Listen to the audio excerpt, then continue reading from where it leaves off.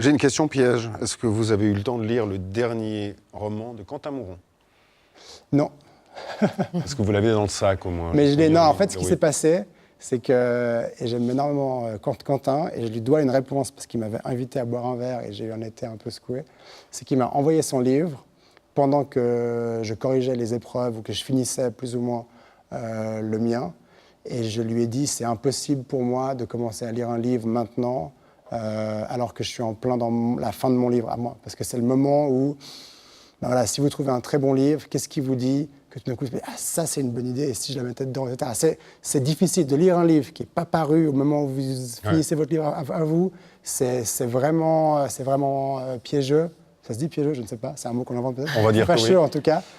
Et donc voilà, je lui dois une réponse et je vais lire son livre, que je sais en plus exactement où il est. Donc voilà, on sait maintenant pourquoi il est déprimé, parce qu'il est chez nous aussi assez régulièrement et il est au pied de la lettre.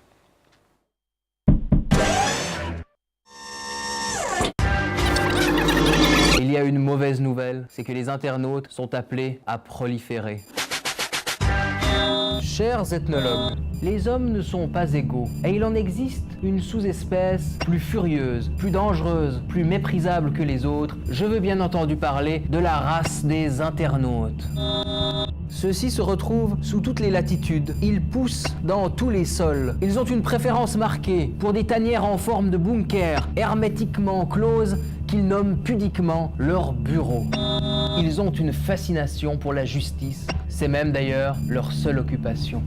Une justice sommaire, bien sûr, expéditive, et qui découle immanquablement sur la peine de mort. Ici, ils agressent un bourreau d'enfant. Là, ils dilacèrent un tueur de chatons. Ils veulent toxir indifféremment les hommes maltraitants, les femmes trop légères, les nazis, les homosexuels, les dictateurs, les juifs, les islamistes, les hommes de gauche, les femmes de droite, à peu près tout ce qui remue sous leurs lentilles, tout ce qui frissonne sous leurs regards, à peu près tout ce qui bouge de juge suprême et de bourreau. Chers ethnologues, cette race est aussi fascinante que dangereuse. Dangereuse, elle l'est d'autant plus que les médias sont à leurs bottes. La prolifération des articles de presse, commençant par « les internautes disent que », devrait vous inquiéter. Qu'une sous-population devienne en même temps tribunal suprême et caution morale, cela devrait alerter notre bonne presse. Mais loin de s'en alerter, celle-ci au contraire engraisse la race maudite pour d'évidentes raisons financières, pour d'évidentes questions de démagogie.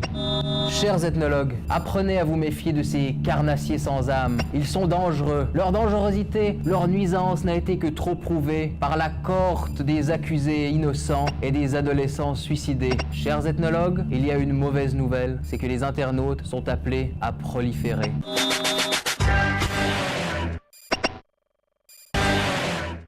Et Joël, on sait de toute façon que vous n'avez pas le temps de lire la presse. Mouron, ce qu'il fait. Hein? C'est incroyable cette. Ouais, vous jamais vu uniquement parce que vous n'avez pas lu son livre, à vous. Hein? Non, mais j'avais pas vu cette séquence et c'est vraiment prenant. Alors, le réalisateur qui est aux commandes de cette émission, Laurent juste maintenant, Richard. c'est lui qui a monté ça, donc je pense qu'il est en train de chauffer ses C'était ongles. vachement impressionnant. Il y a un truc assez fort. On se sent pas très bien quand on voit ça. Alors, je ne sais pas Bravo si on va le Quentin. récupérer à la fin de l'émission. Voilà. Et alors, on sait que je pense que vous n'avez pas le temps de lire la presse, donc on a fait venir la presse à La vous. presse vient à vous, Merci. cher Joël. C'est gentil. C'est le duplex.